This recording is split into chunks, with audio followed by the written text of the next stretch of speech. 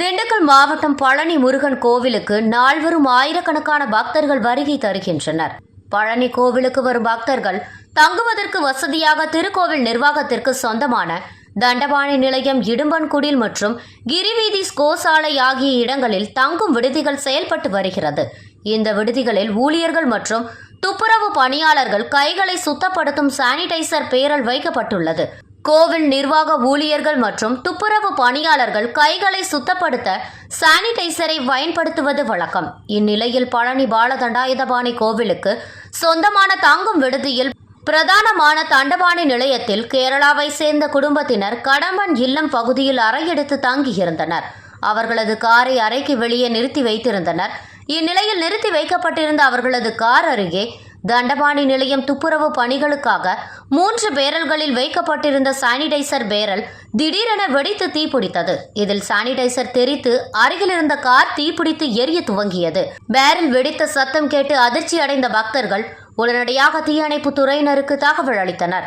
தகவல் அறிந்து சம்பவ இடத்திற்கு வந்த பழனி அடிவாரம் காவல்துறையினர் மற்றும் தீயணைப்பு துறையினர் காரில் தீப்பிடித்து எரிவதை அணைக்க முயற்சித்தனர்.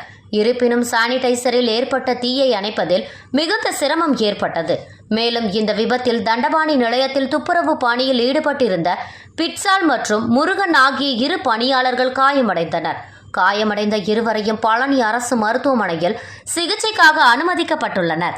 திடீரென தீப்பிடித்து இருந்தது குறித்து போலீசார் நடத்திய விசாரணையில் பொதுவெளியில் வைக்கப்பட்டிருந்த சானிடைசர் பேரர்களை துப்புரவு பணியாளர்கள் திறந்தபோது எதிர்பாராத விதமாக வெடித்து அருகில் இருந்த கார் தீப்பிடித்திருந்தது தெரிய வந்துள்ளது.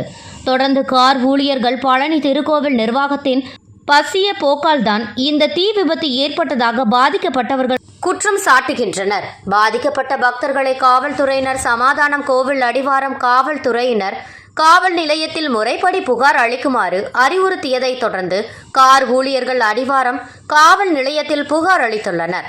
இதுகுறித்து பழனி கோவில் அடிவாரம் காவல் நிலைய காவல்துறையினர் தீ விபத்து நடந்தது எப்படி என மேற்கொண்டு விசாரணை நடத்தி வருகின்றனர். திண்டுக்கல் மாவட்டத்திலிருந்து நமது செய்தியாளர் ஆஷிக் அலி.